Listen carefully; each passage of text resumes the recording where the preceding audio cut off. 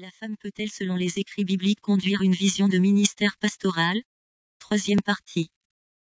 Examinons le cas de la femme de Déborah. Ministre de l'Éternel et juge en Israël. Juge chapitre 4, versets 4 à 5. Dans ce temps-là, Déborah, prophétesse, femme de Lapidote, était juge en Israël. Elle siégeait sous le palmier de Déborah, entre Rama et Bethel, dans la montagne d'Éphraïm, et les enfants d'Israël montaient vers elle pour être jugés. Déborah, une humble femme, épouse de l'homme Lapidote, fut choisie par l'Éternel pour conduire le sacerdoce à la fois politique et religieux. Sa mission était d'aider le peuple d'Israël à revenir à Dieu.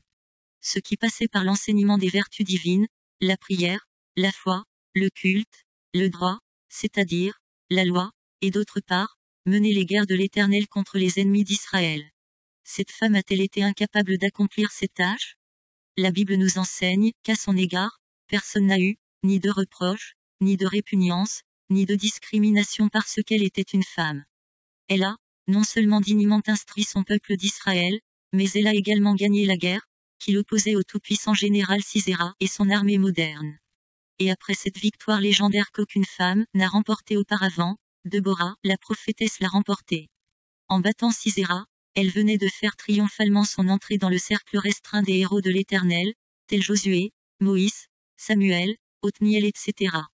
Son exploit ne fut-il pas contenu caché dans les cantiques de Déborah à l'Éternel?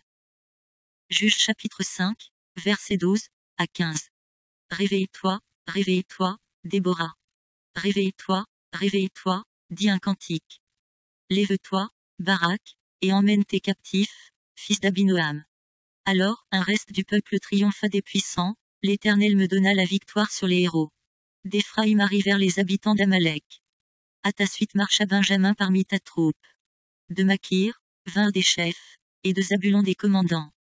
Les princes d'Issachar furent avec Déborah, et Issachar suivit Barak, il fut envoyé sur ses pas dans la vallée. Près des ruisseaux de Ruben, grandes furent les résolutions du cœur.